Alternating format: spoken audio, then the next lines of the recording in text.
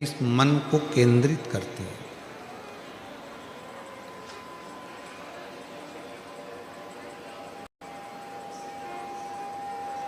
मन को खींचना कैसे है? मन को खींचकर परमात्मा तक लेकर कैसे जाना है?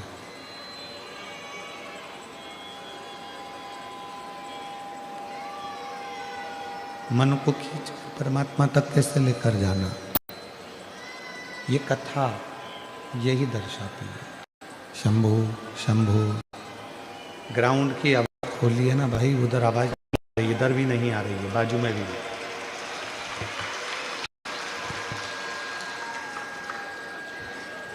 शिव कथा को केंद्रित करने का प्रयास करती है और ये मन केंद्रित कब होगा? जब हम अपने चित्त को, अपनी वृत्ति को, अपने मन को भगवान शिव की शरणागति की ओर लेकर जाए। जब तक हम इस मन को भगवान शिव तक लेकर नहीं जाते, तब तक ये मन यहाँ वहाँ डोलता रहता है, भटकता रहता है।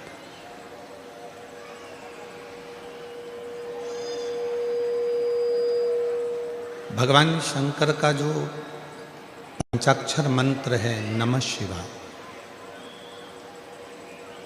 भगवान शंकर का जो षडाक्षर मंत्र है ओम नमः शिवाय, या भगवान शंकर का जो मंत्र है श्री शिवाय नमस्तुभ्यं, ये जितने भी शिव के जो मंत्र हैं, भगवान शंकर के जितने भी मंत्र हैं, ये ध्यान को केंद्रित करने के।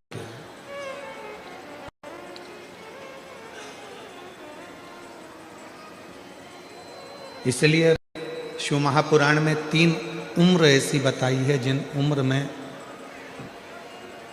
हमें अपने मस्तक पर किसको बिठाना चाहिए, ये बताया गया।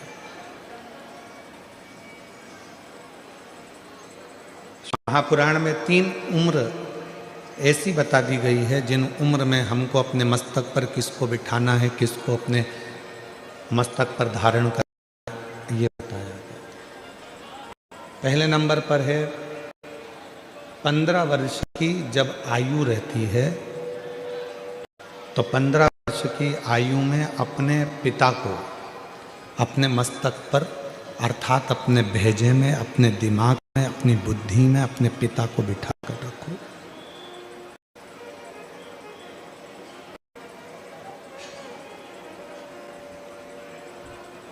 पंद्रह वर्ष की आयु में जब पिता 15 वर्ष की आयु में जब पिता हमारी बुद्धि में होंगे, हमारे मस्तक पर होंगे, हमारी दिमाग में होंगे, तो हम कहीं गलत जगह पर नहीं जा पाएंगे। एक 15 वर्ष की आयु ऐसी आयु होती है जिसमें बच्चे भटक जाते हैं, बेटा बेटियां मार्ग से भटकने का प्रयास करते।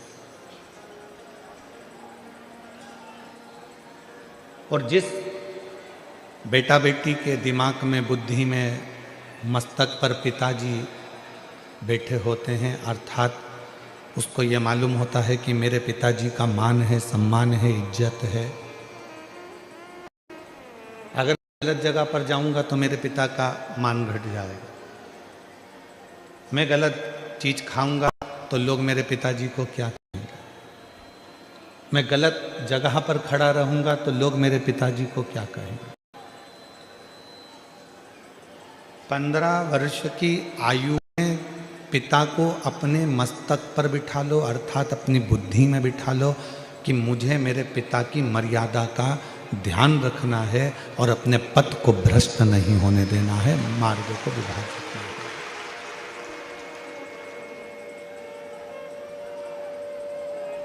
एक तो उम्र बता दी 15 साल की, शिव महापुराण ने दूसरी उम्र बता दी 35 साल की, कि जब 35 वर्ष की उम्र हो, शादी हो जाए, बच्चे हो जाएं, तब हमें अपने मस्तक में किसको बिठाना है? तो कहा अपनी औलाद को, अपने बच्चों को, अपना बेटा बेटी को अपने सिर पर, अपने मस्तक में, अपनी बुद्धि में, अपने विचारों में बिठा। अपने बेटा बेटी को जब तुम 35 साल 15 साल के हो तो पिता को सिर पर बिठाओ, पिता को बुद्धि में बिठाओ, पिता को चित्त में बिठाओ। 35 साल के हो गए तो अपने बेटा बेटी को अपनी बुद्धि में बिठाओ, अपने सिर पर बिठाओ, अपने मस्तक पर बिठाओ। अपने दिमाग में अपने बेटा बेटी को बिठा लो कि अब मैं 35 साल का हो गया हूँ, मेरे घर में एक बेटे ने, मेरे घर में बेटी ने जन्म ले लिया है। अगर मैं नशा कर आऊँगा तो लोग मुझसे तो कम मेरे बच्चों से ज़्यादा कहेंगे कि तेरा बाप नाली में पड़ा हुआ था, तेरा पिता गंदी जगह पर।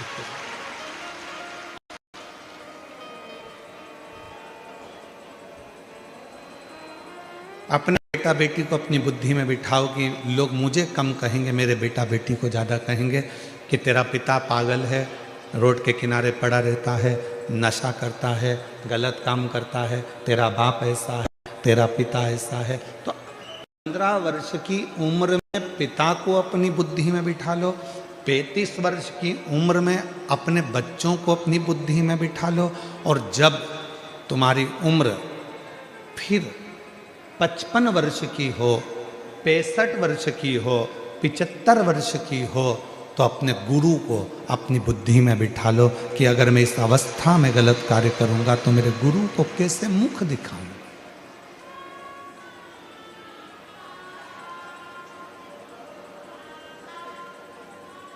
मैं अपने गुरु के सामने कैसे जाऊंगा, कैसे मुंह दिखाऊंगा कि मैंने अपनी पूरी जिंदगी अच्छे से निकालना था और मैंने अपनी जिंदगी को बिगाड़ दिया।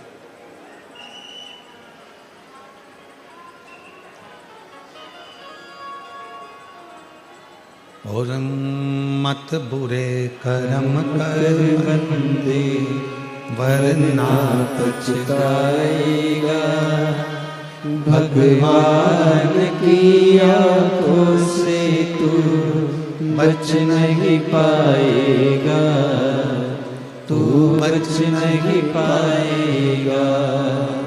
अरे ओ अज्ञानी मत करना दानी, अरे ओ अज्ञानी मत करना दानी। तेरे कर्म का फल भी तू ही पाएगा, जैसा किया तूने तेरे आगे आएगा। मत बुरे कर्म कर बंदे वरना पछताएगा, भगवान की आंखों से तू बच नहीं पाएगा, तू बच नहीं पाएगा। अपनी जिंदगी में, अपने जीवन में आप कितना श्रेष्ठ कर्म कर रहे हैं, तो शिव पुराण कह रही है कि 15 वर्ष की आयु में पिता को दिमाग में बिठा कर रखना, 35 वर्ष की आयु में अपने बच्चों को दिमाग में बिठा कर रखना, और 55, 65, 75 की आयु में आप अपने गुरु को अपने दिमाग में बिठा कर रखना, तो कभी गलत मार्ग पर नहीं जाओगे, कभी गलत मार्ग पर नहीं पहुंचोगे। जिसके बचपन में पिता उसकी बुद्धि में बैठा रहता है, तो बेटा हो चाहे बेटी हो, वो कभी गलत मार्ग पर नहीं जाते। बेटी को भान रहता है मेरे पापा क्या कहेंगे, उनकी पूरी इज्जत है संसार में, मेरे मोहल्ले में, मेरी कॉलोनी में, मेरी सोसाइटी में, मेरे पूरे, उनका कितना मान है, उनका कितना सम्मान है, उनकी कितनी इज्जत है। अगर मैं गलत काम करूंगी या मैं गलत काम करूंगा तो उनका क्या मान रहेगा, उनकी क्या इज्जत रहेगी, उनका क्या भाव रहेगा।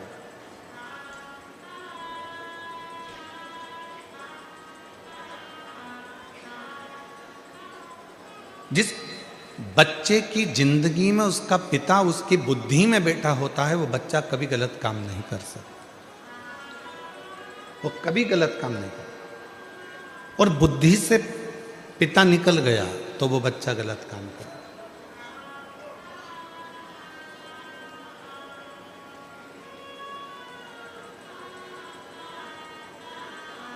शिव महापुराण की कथा में भगवान गणेश जी का पवित्र चरित्र आता है।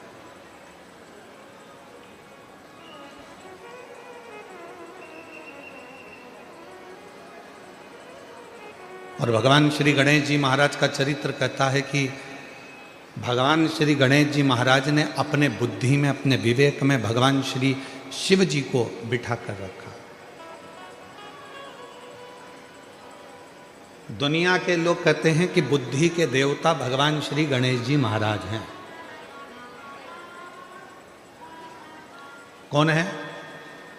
जम के बोलो, बुद्धि के देवता कौन है? गणेश जी महाराज।